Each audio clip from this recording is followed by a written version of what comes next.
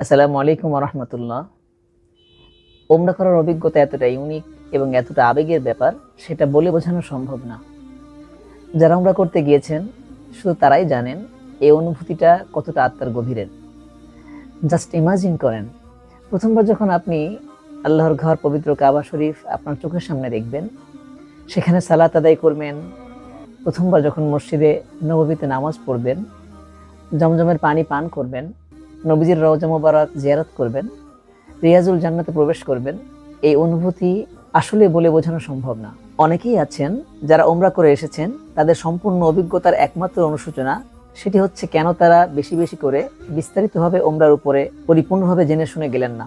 আপনারা যারা ওমরা করতে যাচ্ছেন অথবা ভবিষ্যতে ওমরা করতে যাবেন, আপনাদেরকে আমি বিশেষভাবে অনুরোধ করব, আপনারা অবশ্যই এই ইবুকটি ভালোভাবে পড়ে যাবেন।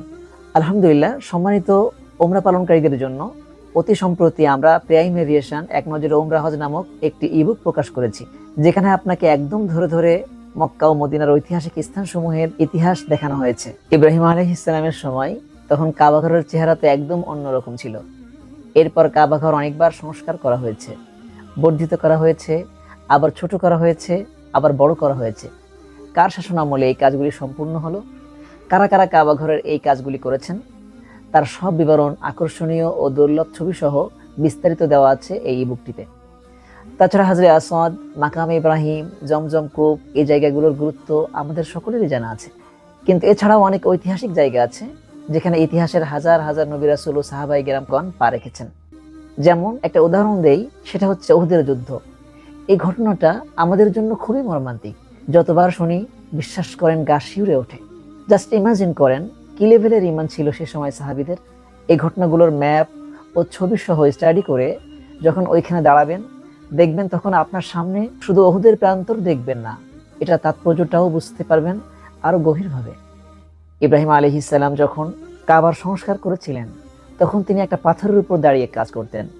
সেই পাথরটি ছিল জান্নাতি পাথর, যেটা আল্লাহর ইশারায় আপনা আপনি উঁচু এবং নিচু হতো। পাথরটিতে ইব্রাহিম আলাইহিস সালামের পায়ের ছাপ এখন স্পষ্টভাবে আছে, যেটাকে আমরা চিনি মাকামে ইব্রাহিম নামে। এই জায়গাটা ঘেরাও করে রাখা আছে। ভাবুন তো, এই ইতিহাস আমরা কয়জনই বা জানি? আপনাদের আত্মীয় স্বজন বা প্রিয়জন কেউ যদি ওমরা করতে যায়, এই ইবুকটি ওনাদেরকে গিফট হিসাবে দিতে পারেন। আশা করি অন্য যে কোনো গিফটের থেকে এই গিফটটা তার কাছে অনেক বেশি গ্রহণযোগ্য হবে ইনশাআল্লাহ। এতক্ষণ পর্যন্ত শুনে মনে হতে পারে এই ইবুকটিতে শুধুমাত্র মক্কা ও মদিনার ইতিহাস নিয়ে লেখা হয়েছে, আর কিছুই কি নাই? আসলে কিন্তু বিষয়টি এমন না। ওমরার সকল কার্যক্রম, কিভাবে ইহরাম বাঁধবেন, তাওয়াফ করবেন, সাই করবেন, মাথা মুন্ডন করা সহ ওমরার সময়ে ফরজ ও ওয়াজিব কাজগুলো কি কি, প্রতিটি ধাপ চমৎকার ইনফোগ্রাফি ও আকর্ষণীয় ভিজুয়াল দিয়ে ফুটিয়ে তোলা হয়েছে এই প্রিমিয়াম ইবুকটিতে। ইবুকটির তৃতীয় অধ্যায়ে ওমরার শুরু থেকে শেষ পর্যন্ত প্রত্যেকটা কাজের step by step detail explanation দেওয়া হয়েছে, যে কারণে কেউ যদি ওমরা করার নিয়ত করে থাকেন, তাহলে এই ইবুকটি পড়ে অনেক অনেক বেশি উপকৃত হবেন বলে আমরা বিশ্বাস করি। আপনারা যারা এই মুহূর্তে ওমরা করতে যেতে পারছেন না, আপনারাও চাইলে এই ইবুকটি পড়ে এমন অনেক কিছু জানতে পারবেন যেটা হয়তো আপনার আগে জানার সুযোগ হয়নি। শুধু কি তাই, ওমরা করার এই নলেজটা যদি আপনার থাকে, একদিন যখন আপনি ওমরা করতে যাবেন, আপনার ওমরার সফরটাকে একটা ভিন্ন মাত্রা এনে দেবে ইনশাআল্লাহ। আমাদের সবার লাইফে একবার হলেও যেন আল্লাহর ঘর তাওয়াফ করার সুযোগ হয়। আল্লাহ আমাদের সেই তৌফিক দান করুন।